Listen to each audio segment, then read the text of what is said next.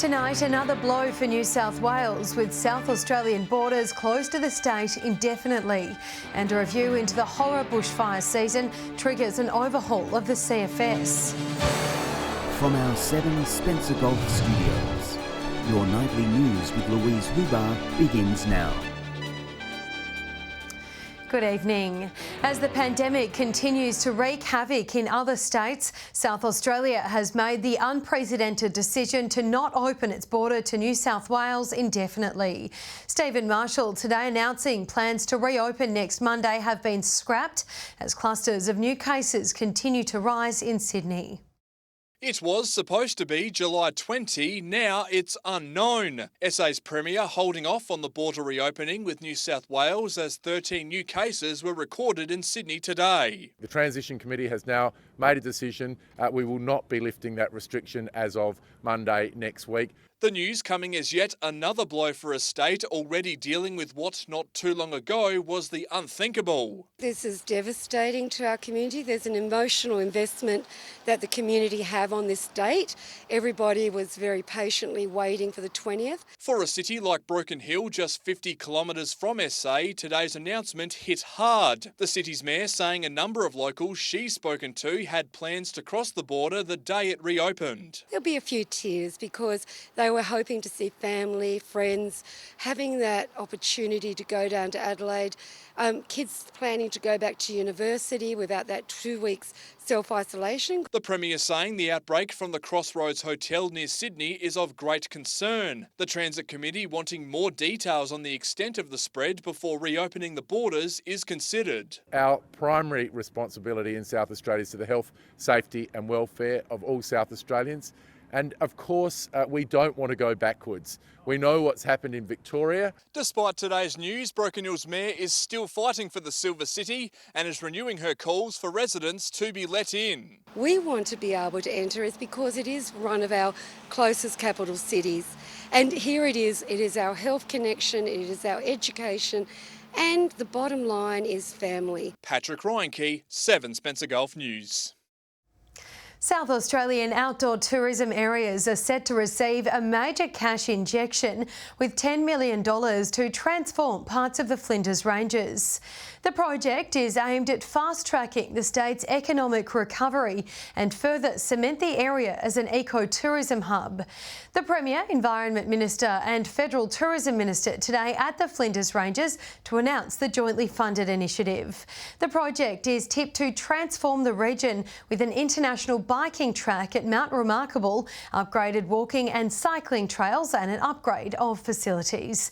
We'll have more information on that story in tomorrow night's bulletin. South Australia's Country Fire Service is set for a $20 million overhaul with 25 new trucks and a boost in communication and tracking technology. It follows a review into last year's horror bushfire season, but it's uncertain whether the new technology will be ready in time for this year's summer. The scorched grounds of the Duck Ponds bushfire still etched in the memories of our first responders. It had burnt very intensely. From my point of view, the crews had done a wonderful job. Communities across the region still rekindling the remains of houses, sport clubs and land lost. From the Adelaide Hills to Kangaroo Island, across to York Peninsula and here in Port Lincoln, shows fire ravaged South Australia. The Country Fire Service put to the test. Now an independent review into the horror season has highlighted 15 recommendations on what could have been done better. The state government vowing to act on all of them to help better equip firefighters. New trucks, halos of course, as further protection for our firefighters on the front line, and also moving towards AVL, which is really important. And also thermal imaging cameras. The state government has pledged $20 million to fast-track 25 new trucks and upgrade communication technology.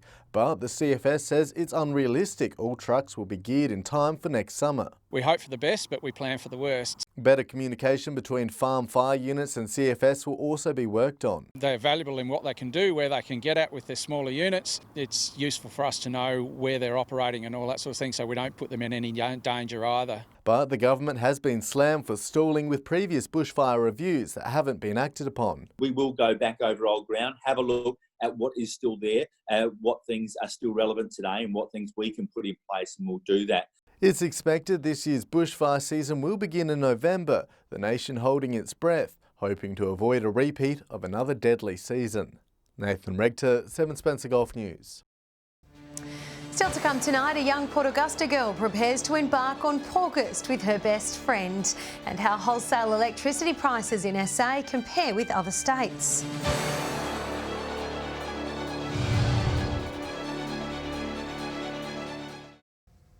Welcome back.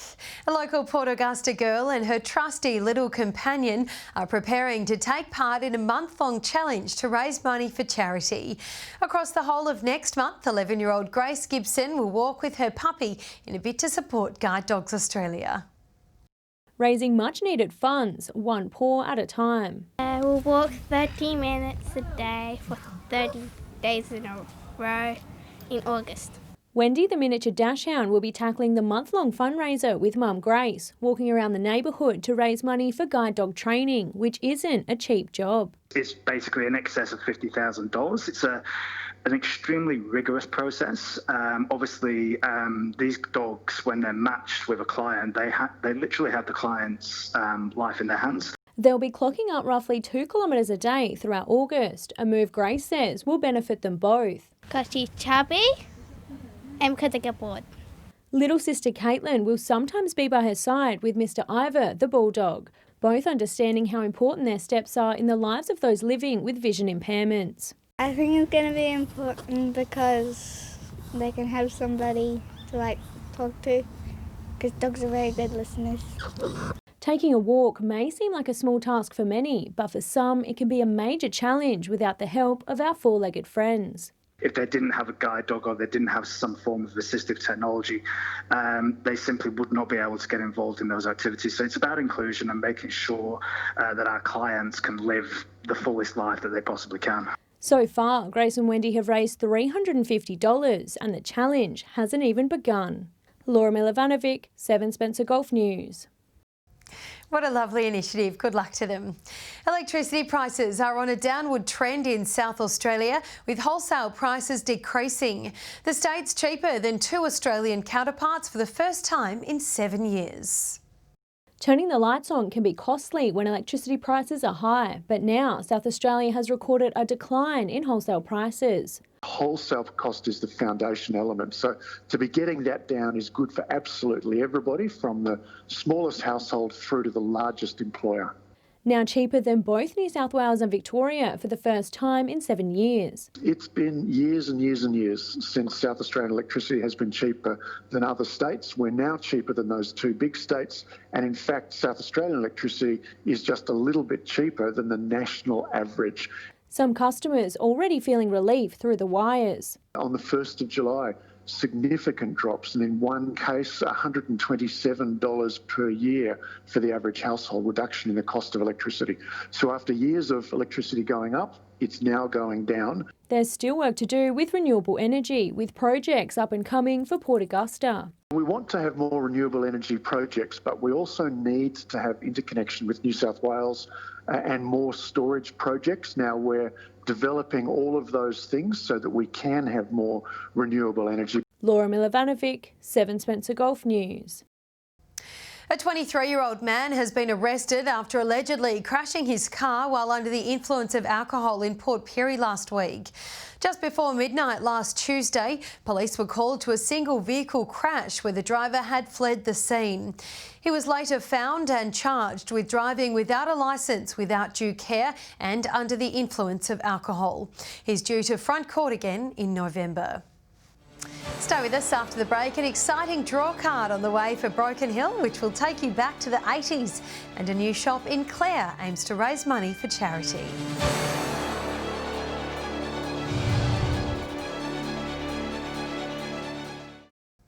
Hello again. Broken Hill locals could soon take a step back in time with a Drivein Cinema project in the works. A local art organisation is looking at holding a special screening behind an iconic Silver City landmark. It was 1989 when the Silver City's Drivein Cinema had its last screening. 31 years later, a compact version is taking shape. A blow-up screen. It's a 10-metre screen, like huge.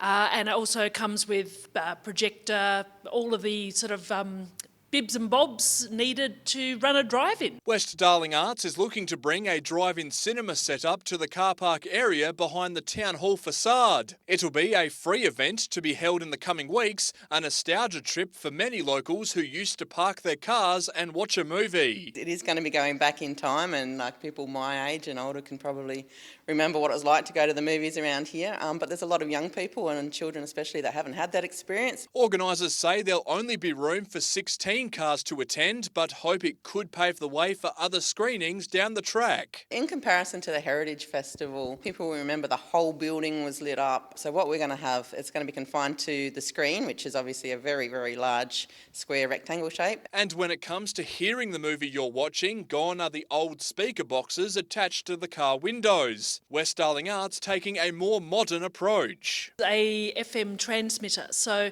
that connects with the equipment as it plays, and then people can tune in on their car radios and listen to the dialogue and everything else. A date for the screening is coming soon. Patrick Reinke, 7 Spencer Gulf News.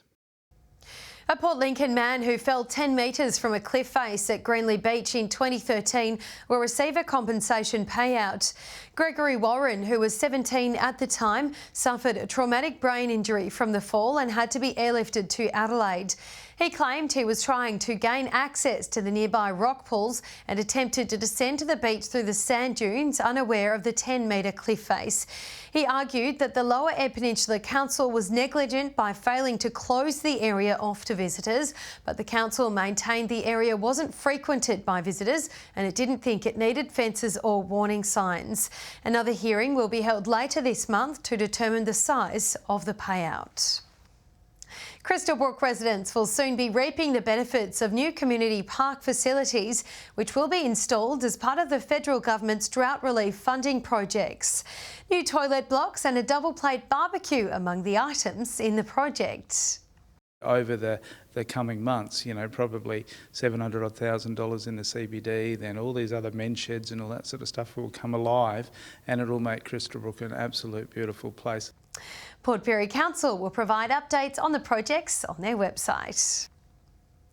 Mid-North residents are travelling from far and wide to support the Clare Lions Club second-hand furniture shop.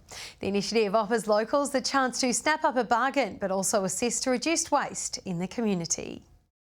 Furniture in all shapes and sizes, evidence of the hard work by Lions Club volunteers to fill Clare Valley's demand. Even on rainy days, just pouring through the front doors. And because of the pricing structure that we've got, the products move extremely quickly. Located on Harriet Street, this shop has only been open for 12 months but already labelled a success. The initiative started when volunteers identified a gap in the Mid-North market. There's been over 1,600 products donated to the shed here, and of those 1,435 have been sold.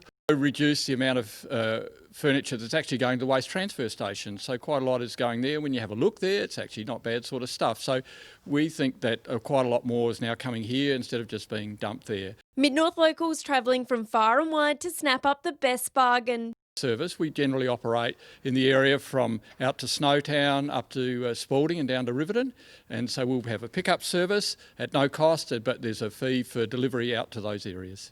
They've also donated some of the cash earned back into important community projects. Money to the Clare Hospital for chairs for each room, because some of the chairs they've got in each room is getting a bit ancient. A small community initiative making a big difference. Shari Hams, 7 Spencer Gulf News. Stay with us after the break. Nathan will have a wrap-up of the region's sport and we'll have the weather with Britt.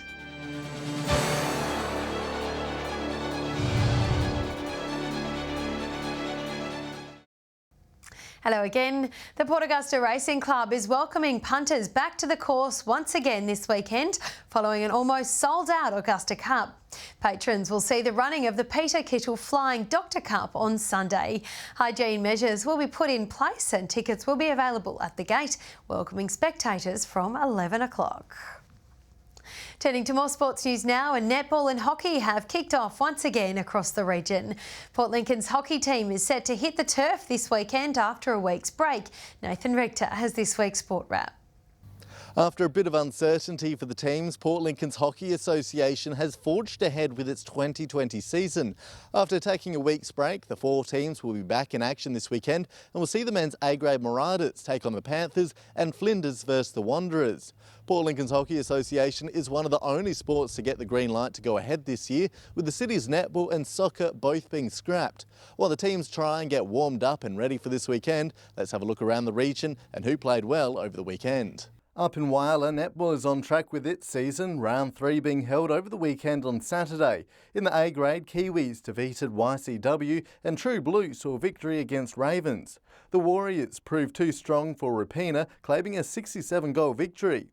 In the Amateur Soccer League, Elizabeth Downs drew 1-1 with Para Hills East and Savoy was defeated by Para Hills West, John Libriano proving his worth by securing 2 goals for the West. Elizabeth Vale saw a 2-goal win over Salisbury, Mark Burbridge, a key player, sneaking in 2 goals. Following on with soccer and in the State League, Noarlunga United had a 2-goal win over Mount Barker, Modbury drew with Cove and Galway Eagles edged out Adelaide University. Eastern United had a 2-goal win over Salisbury and Pirates saw victory over Northern Demons. Broken Hills Netball is set to hit the courts again this weekend for the first time since the pandemic. The association had its game cancelled earlier in the year, 2 rounds into the season. That's it for sport across the region. Some promising signs ahead as clubs pick up the pieces and get back on with the season. No doubt it'll be an interesting few months ahead. And as always, if you would like your sports results featured here on 7 Spencer Golf News, drop us a message at localsport@sca.com.au. Now for a look at the weather, here's Britt Aylen. Thanks, Louise, and good evening. It's been a cold one in Adelaide today, reaching a high of just 9 degrees. A little warmer around our parts though, with Woodner recording the region's top temp at 18. 17 was the high at Kadina, Cleve and Coffin Bay today. Port Pirie dipped below 0 this morning, warming up to 16 degrees later on in the day. Port Augusta also reached 16, Broken Hill 15, Whyalla, Port Lincoln and Clare all 14. Now let's take a look at today's satellite images with clear skies over South Australia under the influence of a firm high pressure system. And moving on to tomorrow on the Gulf waters, variable winds at 5 to 10 knots, becoming northeasterly in the south from late morning. Seas below 1 metre with south to southwesterly swells. Mostly sunny at Port Lincoln tomorrow morning with fog later on, a high of 17. Cleve mostly sunny with a top of 18 degrees. Similar conditions at Woodner with a high of 20. Early fog at Whyalla ahead of a sunny day, 19 the high there. Port Augusta, morning fog and frost with an overnight low of 1 degree, sunny in the afternoon, a top of 19. Mostly sunny at Kadina tomorrow and 16 degrees. A sunny day for Port Pirie tomorrow with early fog, a top of 17 degrees. Clare, morning fog, then sunny, a high of 15. Broken Hill also 15, light morning frost about ahead of a sunny day. Now that was Wednesday, let's take a quick look ahead to Thursday. Bright and sunny across the board. Port Augusta and Woodner with highs of 21 degrees, Whyalla 20, Port Pirie 18, a top of 17 degrees for Port Lincoln and Kadina, Broken Hill 16 degrees. And it's looking to be sunny again on Friday with similar temperatures to Thursday. Port Augusta 21, a top of 20 degrees for Woodner and Whyalla, Port Lincoln and Port Pirie both 19, Kadina 17, Broken Hill 16 degrees. To Saturday now, showers to kick off the weekend about the west coast and the lower Eyre Peninsula, but fine and partly cloudy conditions forecast elsewhere. A high of 19 for Whyalla, Woodner and Port Augusta, 17 for Broken Hill and Port Pirie, Kadina and Port Lincoln both with tops of 16 degrees. And Louise, that is the forecast, and with that, it's back to you. All right, thank you for that, Britt. And that wraps up your local news for this Tuesday evening. Thank you for joining us tonight. We'll have updates later. Until then, have a lovely and safe evening. Good night.